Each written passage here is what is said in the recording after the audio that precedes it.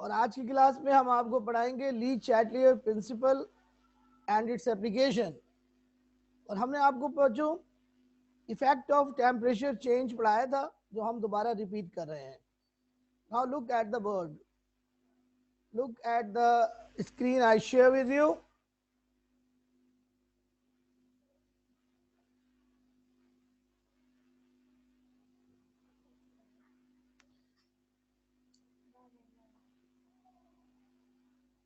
Effect of temperature change.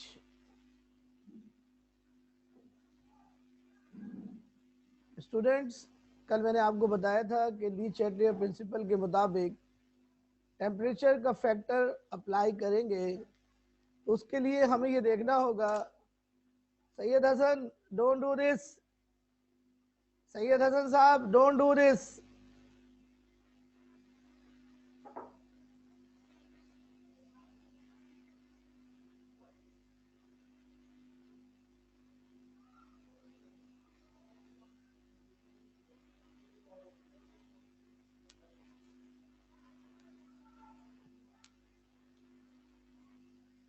बच्चों दोबारा से सुनिए, डिस्टरबेंस कर रहे हैं कुछ स्टूडेंट, उनको ब्लॉक किया है।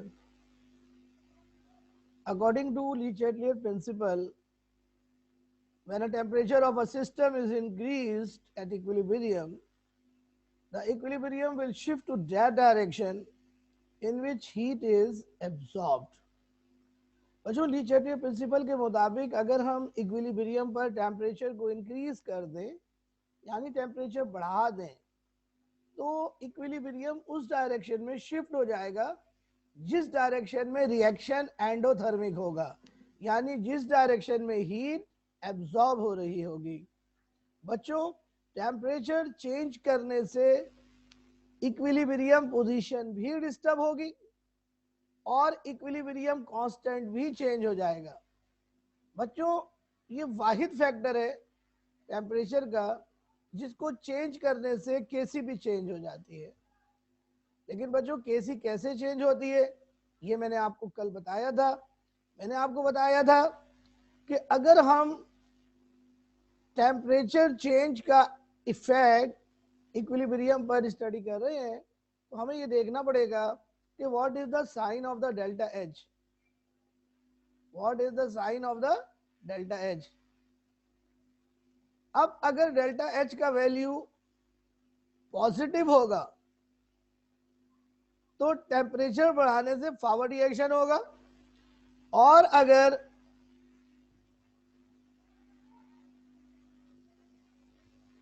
अगर इक्विलिब्रियम डेल्टा एच का वैल्यू नेगेटिव होगा तो टेम्परेचर बढ़ाने से बैकवर्ड रिएक्शन स्टार्ट होगा। किस तरीके से होगा ये मैं आपको बच्चों पढ़ाता हूं बोर्ड पर। पहले आप यहां पर देख लीजिए, temperature changes affect the equilibrium constant and rate of reaction. यानी टेम्परेचर चेंज करने से दो चीजों पर असर पड़ेगा, एक तो केसी की वैल्यू चेंज होगी और रेट ऑफ रिएक्शन चेंज होगा। अब बच्चों, हमारे पास दो तरह के रिएक्शंस हैं, एक्सोथर्मिक और एंडोथर्मिक। अब एक्सोथर्मिक रिएक्शन में क्या होता है, KC decreases with the rise of temperature, यानी केसी की वैल्यू टेम्परेचर बढ़ाने से कम हो जाती है। अब केसी कम होगी, केसी कम कब होगी, केसी कम तब होगी जब कंसंट्रेशन ऑफ प्रोडक्ट डिक्रीज होगी। और जब कंसंट्रेशन ऑफ प्रोडक्ट डिक्रीज होगी तो वो क्यों होगी, क्योंकि रिएक्शन रिवर्स डायरेक्शन में शिफ्ट हो जाएगा ताकि इस चेंज को नलीफाई कर सके वो। इसका मतलब ये हुआ कि decrease in temperature always favours an exothermic reaction, यानी एक्सोथर्मिक रिएक्शन जो है लो टेम्परेचर पे कराने चाहिए। अब आप ये रिएक्शन देखिएगा, ये है oxidation of SO2 into SO3। ये रिएक्शन बच्चों एक्सोथर्मिक आपको नजर आ रहा होगा।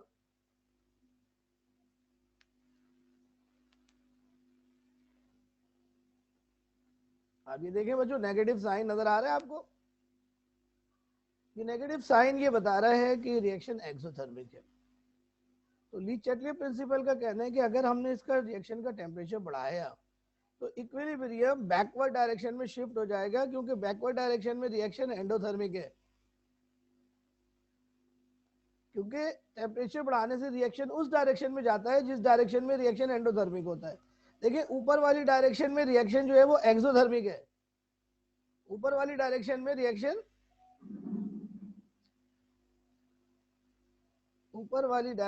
रिएक्शन एक्सो है।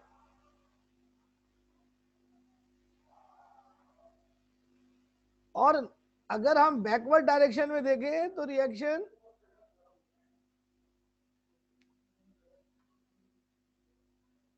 जो है बेटा एंडो है, क्योंकि देखिए जिस डायरेक्शन में रिएक्शन एक्सो होता है उसका रिवर्स करेंगे तो रिएक्शन एंडो हो जाएगा। ये मैंने आपको पढ़ाया था first law of thermochemistry thermodynamics में।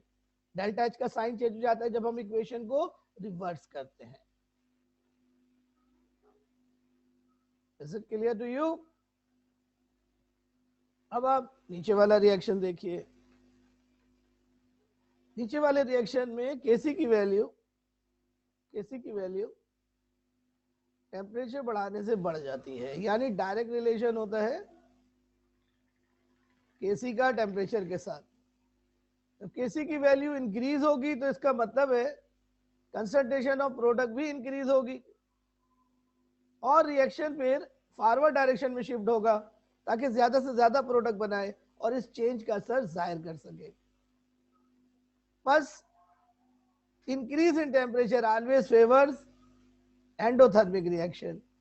अब आप इस रिएक्शन को देखें, ये फॉरवर्ड रिएक्शन एंडो है, बैकवर्ड रिएक्शन एक्सो है। तो अगर मैं इस रिएक्शन को टेक प्लेस कराऊंगा तो मुझको हाई टेम्परेचर देना पड़ेगा, क्योंकि फॉरवर्ड डायरेक्शन में रिएक्शन एंडो है बेटा। ये देखिए प्लस साइन है, are you getting? Plus sign है, प्लस साइन का मतलब एंडोथर्मिक। तो अगर मैंने इस रिएक्शन का टेम्परेचर बढ़ाया तो जो हीट मैं दूंगा उसको कंज्यूम करने के लिए रिएक्शन फॉरवर्ड डायरेक्शन में चला जाएगा। इसी तरह अगर मुझे बैकवर्ड रिएक्शन कराना होगा तो मैं लो टेम्परेचर यूज करूंगा, क्योंकि बैकवर्ड डायरेक्शन में रिएक्शन जो है वो एक्सो है।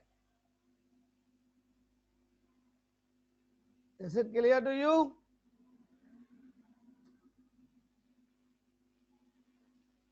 जी स्टूडेंट्स, अब मैं आपको बोर्ड के ऊपर यही बात समझाऊंगा, नोटबुक के ऊपर समझाऊंगा। आप जरा सा देखिएगा किस तरह टेम्परेचर बढ़ाने से असर पड़ रहा है रिएक्शन की डायरेक्शन पर और किस तरह से इक्विलिब्रियम शिफ्ट हो रहा है। आइए आपको दिखाते हैं।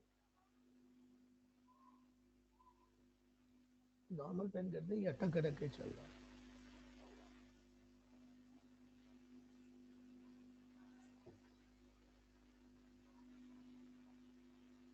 लाइन्स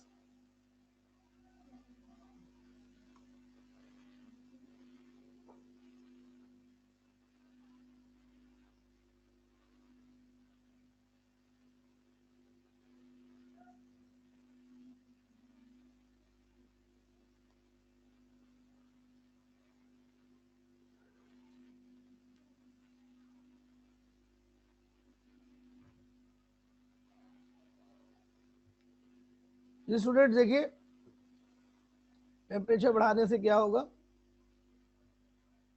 केसी की वैल्यू अगर मैं टेम्परेचर बढ़ाऊंगा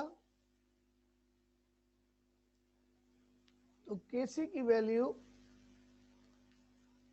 इंक्रीज हो जाएगी अगर रिएक्शन एंडोथर्मिक हुआ।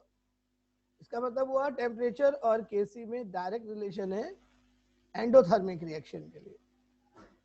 अच्छा, अब केसी बढ़ गई तो केसी क्यों बढ़ेगी? केसी इसलिए बढ़ेगी क्योंकि प्रोडक्ट की कंसंट्रेशन बढ़ गई होगी जो इक्विलिब्रियम पर है। अब प्रोडक्ट की कंसंट्रेशन तब बढ़ेगी जब फॉरवर्ड रिएक्शन होगा।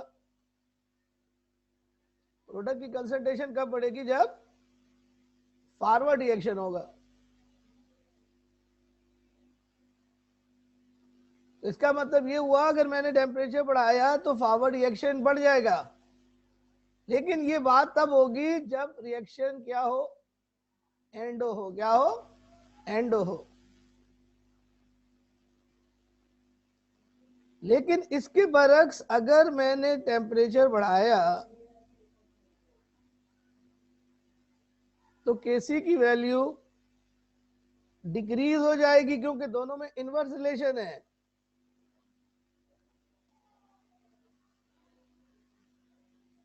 दोनों में इनवर्स रिलेशन है।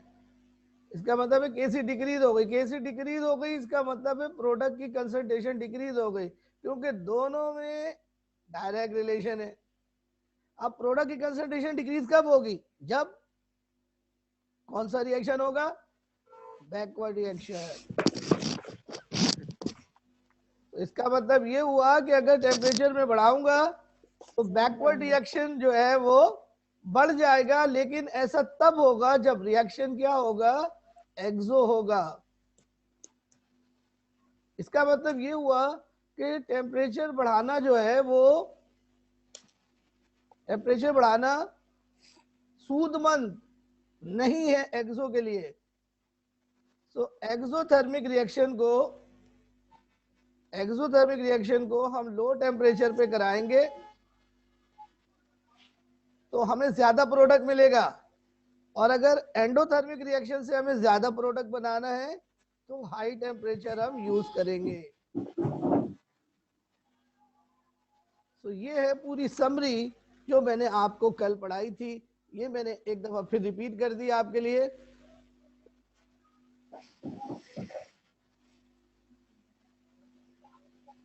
ओके बेटा, तो इसको स्क्रीनशॉट ले लीजिए।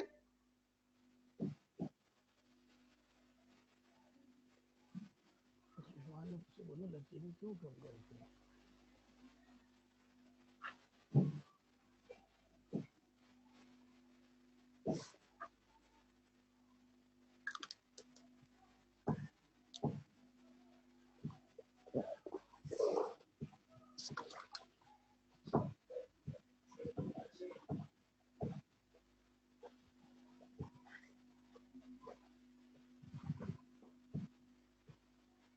बेटा इसका स्क्रीनशॉट ले लें।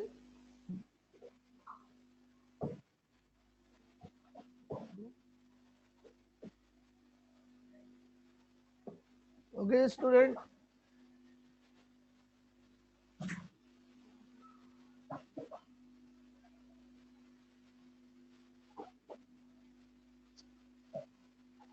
बेटा मैंने अभी आपको बताया सिद्रा कि केसी और टेम्परेचर में डायरेक्ट रिलेशन है। तो टेम्परेचर बढ़ाएंगे तो केसी बढ़ेगी, कम नहीं होगी। टेम्परेचर बढ़ाएंगे तो केसी बढ़ेगी, लेकिन एक्सोथर्मिक में केसी और टेम्परेचर में इनडायरेक्ट रिलेशन है। दोबारा से देख लो, टेम्परेचर बढ़ाया तो केसी जो है वो, टेम्परेचर बढ़ाया एंडो में,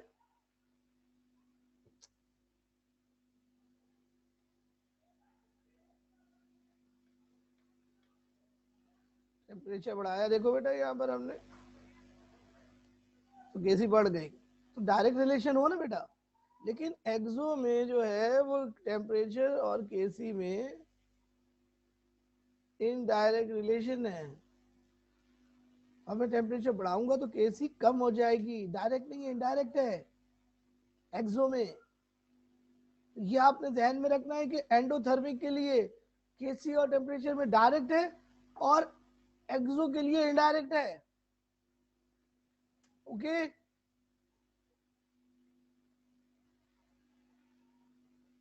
बात समझ में आ गई इसी तरह आमिर? जी sir. Okay, any question please you can ask.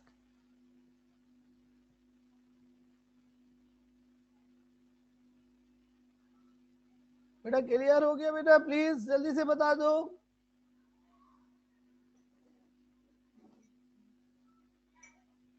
Okay, तो फिर नया फैक्टर शुरू करते बेटा। अब आप देखो बोर्ड के ऊपर, सॉरी मैं स्क्रीन शेयर कर रहा हूं। और यहाँ पर हम आपको पढ़ाएंगे फिर effect of pressure. Effect of pressure change. Students बात गौर से सुनिए। A change in pressure or volume will result in an attempt to restore the equilibrium by creating more or less moles of gas। जो पहले तो ये बात आप clear कर रहे हैं कि जो प्रेशर का फैक्टर है वो तमाम इक्विलिब्रियम पर अप्लाई नहीं होता। प्रेशर का फैक्टर तमाम इक्विलिब्रियम पर अप्लाई नहीं होता, बल्कि सिर्फ उन इक्विलिब्रियम पर अप्लाई होगा जो कि गैसियस होंगे, यानी जिसमें तमाम रिएक्टेंट्स और तमाम प्रोडक्ट गैस फॉर्म में होंगे। सिर्फ उन रिएक्शंस में प्रेशर का फैक्टर अप्लाई हो सकता है। तो नजर आता है वो, बात को समझो बेटा। तो अगर हम प्रेशर को चेंज करेंगे तो बच्चों वॉल्यूम भी चेंज होगा। वजह उसकी ये कि प्रेशर और वॉल्यूम में इनवर्स रिलेशन है। तो ली चैटलियर प्रिंसिपल के मुताबिक अगर मैं प्रेशर को चेंज करूंगा तो इक्विलिब्रियम पोजीशन डिस्टर्ब होगी और उस डायरेक्शन में जाएगी जहां पर ज्यादा मोल होंगे या कम मोल होंगे। अब कब वो इक्विलिब्रियम ज्यादा मोल की तरफ जाएगा, कब कम मोल की तरफ जाएगा, उसके लिए ली चैटलियर प्रिंसिपल ये कह रहा है if the pressure in a system increases और द वॉल्यूम डिक्रीजेस, जाहिर सी बात है प्रेशर बढ़ेगा तो वॉल्यूम कम होगा, इनवर्स रिलेशन है। The equilibrium will shift to favour the side of the reaction that involve fewer moles of gas. यानी अगर प्रेशर बढ़ाने से वॉल्यूम डिक्रीज हो रहा है तो इक्विलिब्रियम उस जानिब जाएगा, उस साइड पे जाएगा जहां पे गैस के मोल कम होंगे। जहां गैस के मोल कम होंगे वहां जाएगा रिएक्शन। अगर आपकी आवाज बहुत स्लो आ रही है। बेटा मैं तो बहुत तेज बोल रहा हूं। हेलो, चलो मैं और तेज बोलता हूं। देखो, अगर हम प्रेशर बढ़ाएंगे सिस्टम पर, अगर हम प्रेशर बढ़ाएंगे सिस्टम पर तो वॉल्यूम डिक्रीज हो जाएगा और इक्विलिब्रियम उस जानिब जाएगा जहां गैस के कम मोल होंगे। इसके बरक्स अगर हम वॉल्यूम ऑफ सिस्टम बढ़ा दें तो यकीनन प्रेशर डिक्रीज होगा क्योंकि इनवर्स रिलेशन है। तो रिएक्शन उस जानिब जाएगा जहां पर ज्यादा मोल होंगे गैस के। बात समझ गए? तो प्रेशर का फैक्टर अप्लाई करने के लिए आपने ये बात ध्यान में रखनी है कि रिएक्शन गैसियस हो। क्या हो? गैसियस हो। और दूसरा, वॉल्यूम चेंज हो रहा हो।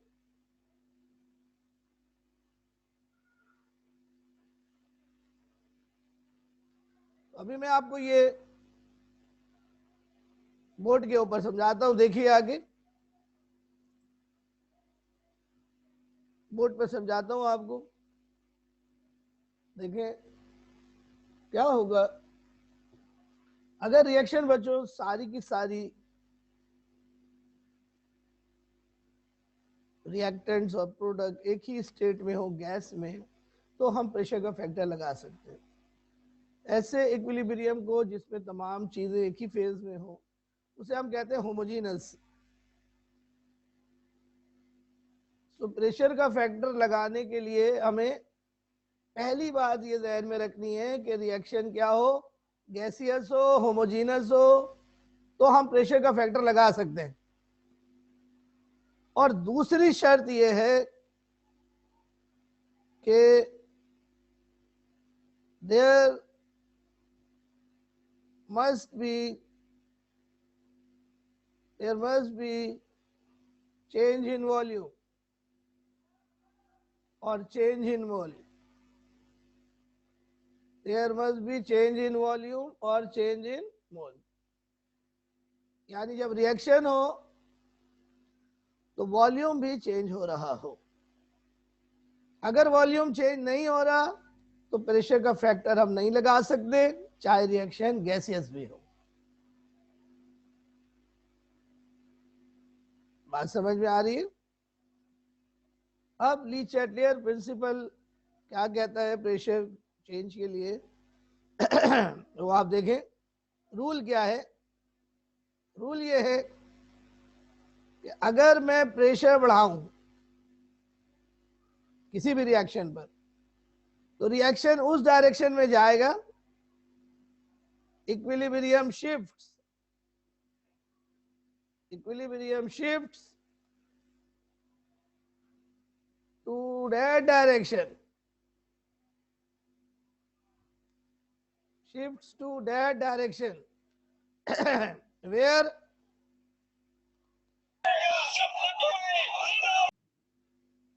there is decrease in volume,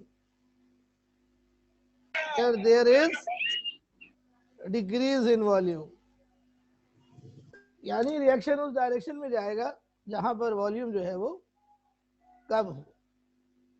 ये हम वॉल्यूम कैसे नोट करेंगे ये मैं भी आपको दिखाता हूं, आप जल्दी से ये नोट कर लें अपने पास। सर ये ऊपर वाली समझ नहीं आई, आपने क्या बोला? गैसियस, होमोजीनियस, इक्विलिब्रिया, ये कुछ समझ नहीं आया। जी बेटा मैं बता रहा हूं, मैंने बताया कि प्रेशर का फैक्टर तमाम रिएक्शन पर अप्लाई नहीं कर सकते, सिर्फ उन रिएक्शन पर अप्लाई कर सकते जो कि रिएक्शंस गैसियस हो, यानी तमाम रिएक्टेंट तमाम प्रोडक्ट गैस फॉर्म में हो। ऐसे रिएक्शन को कहते हैं होमोजीनस। और दूसरी बात ये कि प्रेशर का फैक्टर जब हम लगाएंगे तो रिएक्शन गैसियस हो और साथ साथ वॉल्यूम चेंज भी हो रहा हो, यानी जो रिएक्शन है उसमें प्रोडक्ट और रिएक्टेंट का वॉल्यूम सेम नहीं हो।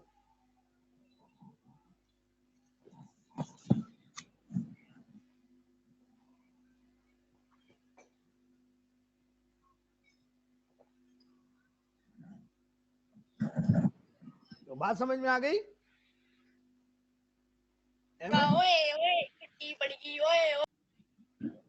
ये जो आवाज निकाल रहे मैंने इसका नाम नोट कर लिया, मैं अभी इसके पेरेंट्स को कह के ब्लॉक करता हूं इसको।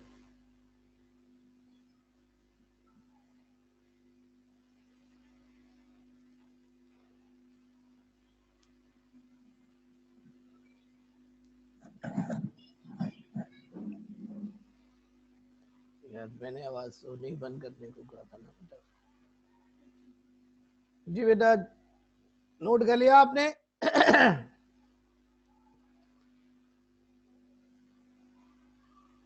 नोट कर लिया? अब दोबारा से सुनो। According to Le Chatelier principle, if we change pressure on equilibrium on a gaseous homogeneous reaction, then equilibrium will move to that direction where there is reduction in the volume of the system. ये rule है, ये rule आपको याद रखना पड़ेगा, ये rule अभी समझा रहे हैं आपको। इसके लिए अब आप स्क्रीन पर देखिए,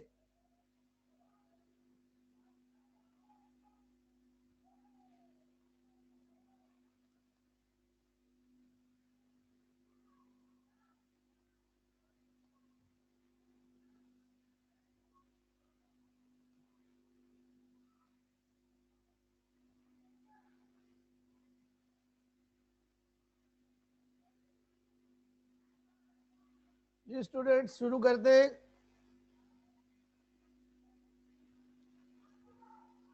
आप लोग देखिए, मैं आपके सामने रिएक्शन लिखता हूं।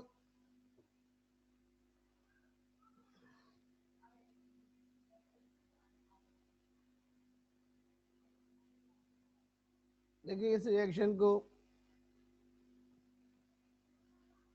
इसमें नाइट्रोजन गैस और ऑक्सीजन गैस आपस में कंबाइन हो रही हैं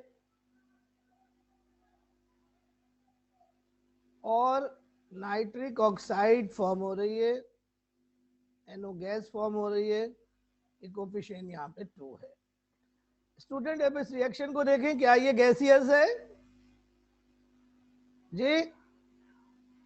क्या ये रिएक्शन गैसियस है?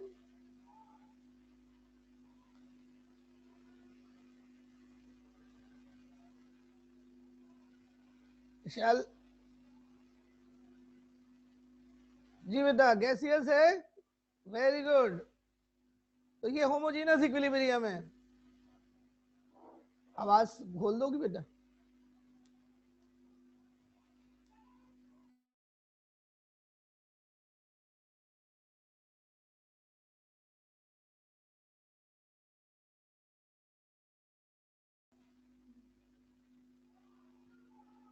दोबारा देखें स्टूडेंट्स, इस रिएक्शन को N2 प्लस O2 2NO में, इस रिएक्शन में ये गैसियस है, होमोजीनस है, प्रेशर का फैक्टर हम लगा सकते हैं। लेकिन देखिए एक प्रॉब्लम है इस रिएक्शन में। वो प्रॉब्लम ये है कि जरा सा देखिए यहाँ पर कितने मोल है नाइट्रोजन के, कितने हैं? 1 मोल। और ऑक्सीजन के भी कितने मोल है? 1 मोल। कोफिशिएंट 1 है। और यहां पर बच्चों मोल है 2। तो बेटे आपको गेलूसिक लॉ पढ़ाया था हमने चैप्टर नंबर 1 में, जिसका ये कहना था कि गैस का जो मोल होता है, गैस का वही वॉल्यूम भी होता है। सो नाइट्रोजन का 1 वॉल्यूम है, मोल की जगह हमने वॉल्यूम लिख दिया। ऑक्सीजन का 1 वॉल्यूम है और यहाँ NO का 2 वॉल्यूम है। इस तरह हम रिएक्टेंट और प्रोडक्ट का वॉल्यूम निकाल लेंगे, मोल को रिप्लेस कर देंगे वॉल्यूम से।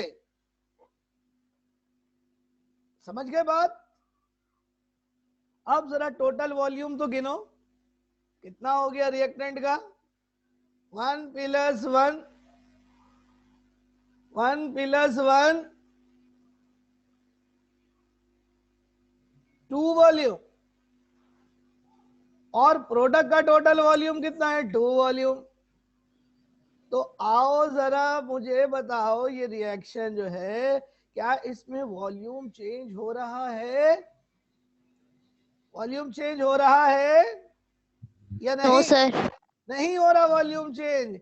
तो अगर मैं डेल्टा V निकालूं तो वो किसके बराबर होता है? डेल्टा V बराबर होता है VP माइनस VR। VP कितना है? 2। VR कितना है? 2। तो आंसर क्या आया? 0। There is no volume change, delta V is 0, no volume change. So according to Le-Chatelier principle, if we increase the pressure on this system, then there will be no change on the equilibrium, because when we apply pressure, since volume are same on both sides, so the volume of both sides is affected equally and equilibrium will neither shift in any of the direction.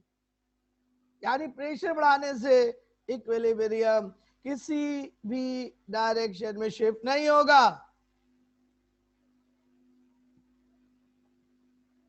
बात समझ में आ गई? Umar Hasan very good. Ayesha Ashraf क्या समझ में नहीं आ रहा बेटा, जल्दी से बताओ। आयशा अशरफ जल्दी बताओ बेटा, व्हाट इज द प्रॉब्लम?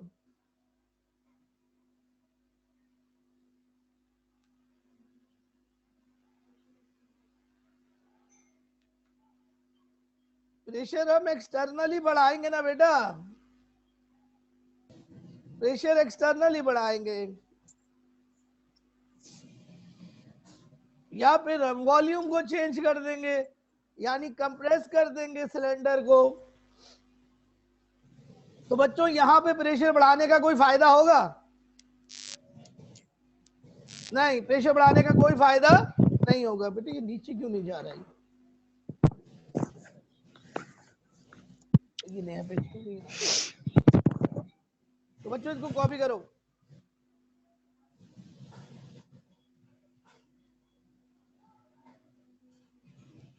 मैंने नहीं, आप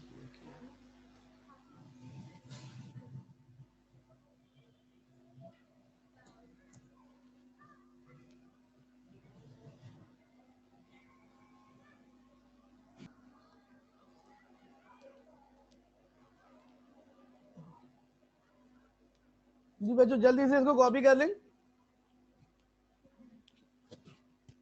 मैं एक रिएक्शन और आपको देता हूँ, ये बताएं मुझे इस पे इक्विलिब्रियम का क्या इफेक्ट होगा।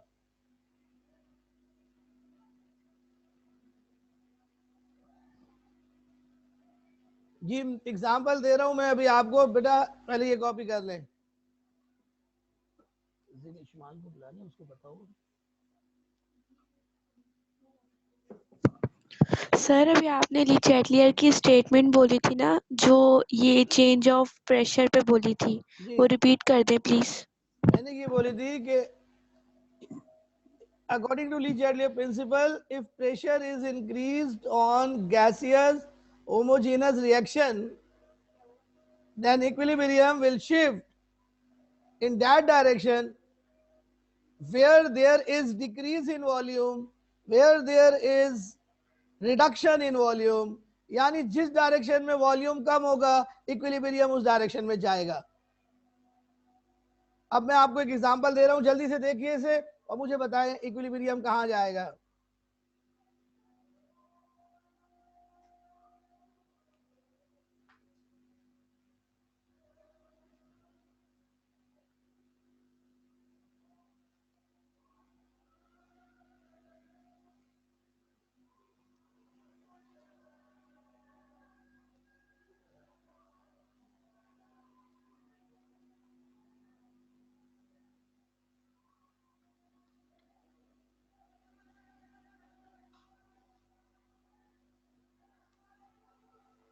Just note down the equation and tell me in which direction the reaction will go after applying the pressure.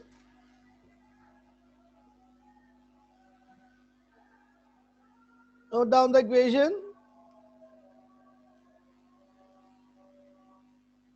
Note down the equation and calculate the number of moles on both sides and then number of volume on both sides, and then calculate the delta V and see what is the value of the delta V. Hurry up. Hurry up, hurry up. We have only 3 minutes. जी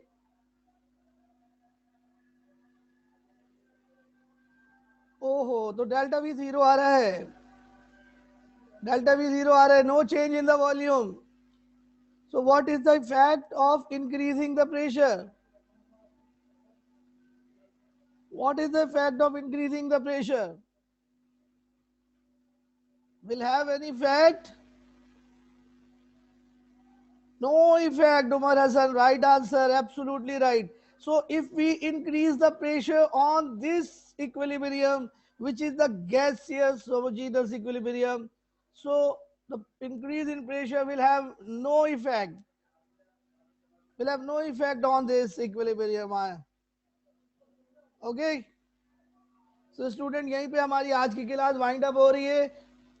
तो अगली class में आपको 2 cases पढ़ाएंगे, delta V positive और delta we negative के। Okay, अल्लाह हाफिज।